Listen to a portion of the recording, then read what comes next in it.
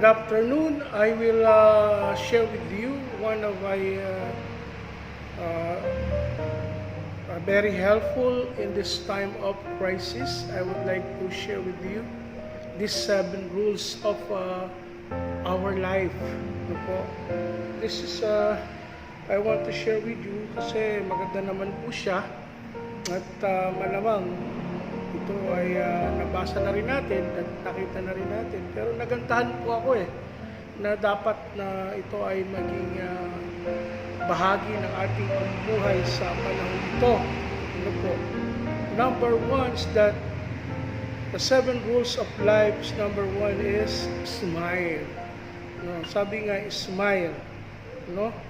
We need to smile. When life gives you 100 reasons to cry, show life that you have 1,000 reasons to smile. Alam nyo, kapag umi-smile ka, yung muscle mo sa mukha na re-relax, no? At yung muscle na yan, nagiging maganda yung ating tawag doon, yung muscle, parang hindi na i-stress, no? Kaya nga yung iba, ang ginagawa, nagpapamassage para yung muscle nila ma-relax, no? Ganon din sa pag-smile. Ooh, yeah. Pag nag-smile ka, yung muscle mo sa mukha, na-exercise, nare-relax. Yan, pumapogi ka tuloy, gumaganda ka, di ba? Ayan. Yan. And then, 7 rules of life is number 2 is that be kind. No. You have the power of make people feel good. Kapag ka pala ikaw ay nagiging kind, maraming mga tao ang nasisiyahan. At syempre, pag nasiyahan sila, nasisiyahan ka din. Para ano yan vice versa. Kapag nakita mong masaya sila, nagiging masaya ka rin. No? So, one article that I read, being kind is that you are more healthier, no? Nagiging malusog tayo kapag tayo nagiging kind. Kasi masiyahin yung puso natin Nakakatulog tayo, wala tayong lungkot, wala tayong mga mabibigat na pinagdaraanan. O kung meron man, nare-relieve tayo kapag tayo ay nakatulong sa ating kapwa. No, subukan nyo. No, try it. No, minsan may nakita akong nangangalakal dyan ating gabi. Binigyan ko ng bigas and I share what I have. Nasiyahan ako, natuwa ako sa puso at thankful sila at naniniwala ako yung kasiyahan na yon na kanilang nadama ay nagdulot din sa akin ng kasiyahan sapagkat nakatulong po ako sa kanila sa ganung kaparaanan. And then third, don't give up. In the midst of crisis, don't give up. Sabi nga nila, ang sumusuko ay hindi nagwawagi. Be persistent. Sabi nga sometimes you need bad things to happen to inspire you, to change you, and to grow. No, so yung mga nangyayari sa ating mga hindi magaganda, nagiging nakakatulong ito para tayo ay maging ma-inspire tayo sa buhay natin. Mas lalo pa nating pagbutihin sa buhay na ito. And then sabi nga, let perseverance be your engine and hope your fuel. Ano po? So, maging perseverance ka lang. No? Because we know great works are performed not by strength, but by perseverance. Yung magandang nangyayari sa buhay natin o achievements natin, hindi yan dahil sa tayo malakas at magaling. Dahil sa ikaw ay naging perseverance o naging matatag ka na sa kabila ng mga pagsubok at hamon ng buhay ay hindi ka nag-give up. Okay?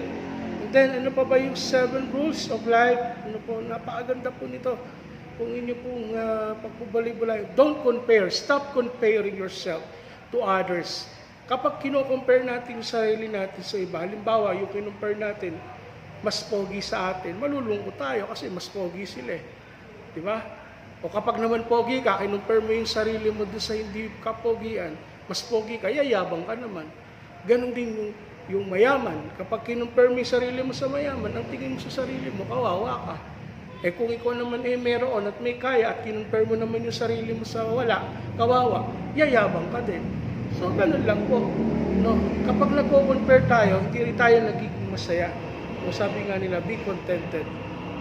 Don't avoid negativity. Avoid negative thoughts.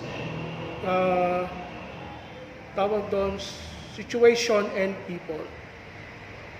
Alisin na natin yung mga negative thoughts. No, palitan natin yung positive tayo. Be optimistic tayo sa mga nangyayaring ito sa buhay natin. No? Because we do believe that negativity is not healthy, it's not helpful. It is necessary to make our life productive. No, sabi nga ni Chinkitan, no, surround yourself with positive people. Okay?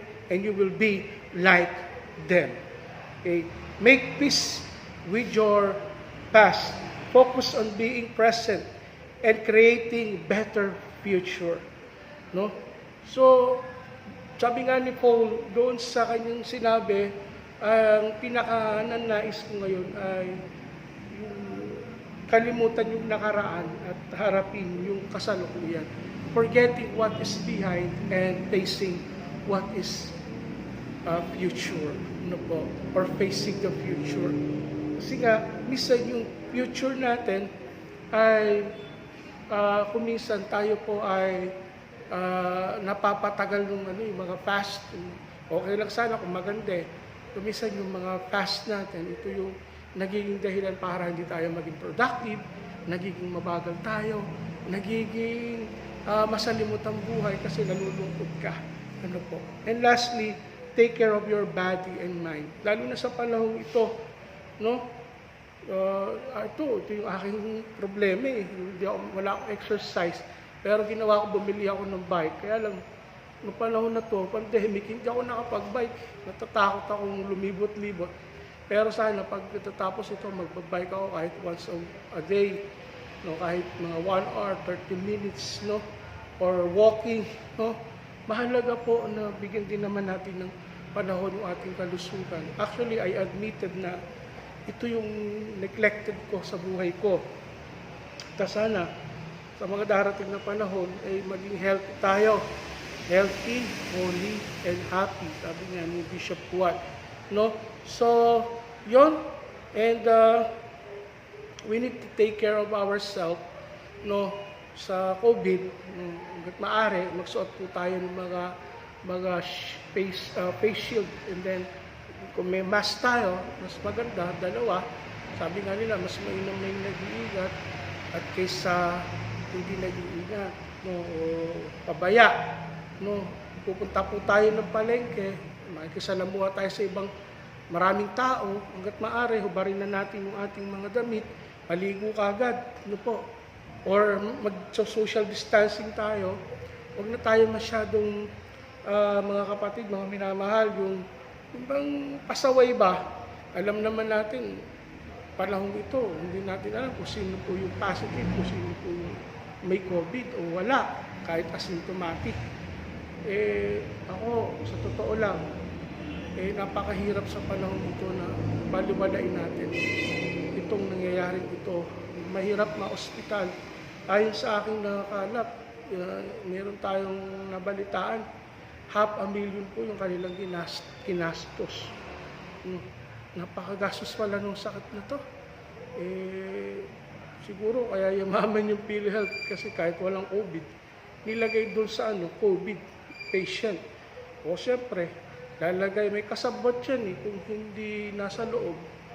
Sa PhilHealth, mga ospital din, na hindi man doktor, may mga ospital na gumagawa niyan. No? Na baka most probably kasabwat din yung mga tao na yan. Kaya nga po yung PhilHealth natin, sabi ni Presidente, buwagin na because of corruption. Pero nakikita ko rito, wag naman sana, kawawa naman yung mga nagsipagbayad. Inaasahan nila pag sila ay tumanda. Wala silang iba aasahan. Ano po. Kaya ka sila nagulog na matagal na panahon para pag sila'y tumanda, ay meron silang yung makakaano sila ng tulong sa Philippine Health Insurance. No po. Kaso, ang plano yata, bubuwag. Sana naman ay hindi. So, maganda na lang, take care of our health. Mag-ingat po tayo, lalo na sa panahon ngayon. Kumain tayo ng mga masustansyang gulay. Kung kinakailangan ay prutas, gulay. Iwasan natin masyadong kumain ng mga junk foods or mga artificial food, no, na merong mga content ng mga kung ano-ano na maalat. It affects our kidney, it affects our immune system. Mas maganda yung fresh, no? Yung meat, okay lang paminsan-minsan, yung red meat, hanggat maaari, huwag na tayo masyadong mag-red meat. Yung chicken breast or alisin natin yung balat, hanggat maaari. Ano po, yan naman, masarap pastor Pero ganun pa man, gusto ko paalalahanan natin bawat sa atin, hindi lang kayo, pati ako, na maging maingat po tayo sa ating kalusugan, lalo na po sa panahon ito. Magandang hapon po at pagpalain po tayo ng ating Diyos na buhay. Tayo manalangin. Salamat po, Panginoon, sa mga pag-aralan namin na ito ay magsilbing aral, paalaala at pakinabang, lalo na sa aming praktikal na buhay.